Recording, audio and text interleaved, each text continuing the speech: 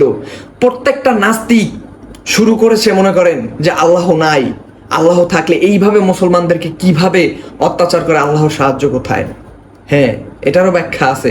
আল্লাহর সাহায্য কেন আসবে এটারও ব্যাখ্যা আছে, কখন আসবে এটারও ব্যাখ্যা আছে। কিন্তু মাসখানিক আগে যে এই যে তাসলিমা একটি স্ট্যাটাস দিয়েছিল, আমি সেটা এখন পড়ব। 2 বিলিয়ন মুসলমান ওই যে যা বাসীর জন্য দোয়া করছেন আল্লাহর কাছে, আল্লাহ মুসলমানদের দোয়া কবুল করেননি। তিনি তারপর রাত তারপর ইল মানে মরুর হায়নাদের দিয়ে গাজাবাসীর আবাল বৃদ্ধ নীতিকে শেষ করে দিচ্ছেন, মানে বৃদ্ধ বুড়ো জুয়ান ছেলে মেয়ে যা আছে সবাইকে একদম শেষ করে দিচ্ছেন।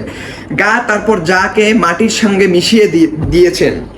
আল্লাহ না চাইলে তারপর রাত তারপর ইল এই ধ্বংসযজ্ঞ চালাতে পারতো না, তাই না? আসলে কি জানেন, আল্লাহ বলতে কিছুই নেই। আল্লাহ থাকলে তারপর যার এই হাল হতো না। নাউজুবিল্লাহ, আস্তাগফিরুল্লাহ। তাসলিমা, তোর মুখে এখন কুকুরে প্রস্রাব করুক, তোর মুখে এখন ঝামা ঘষে দেওয়া হোক।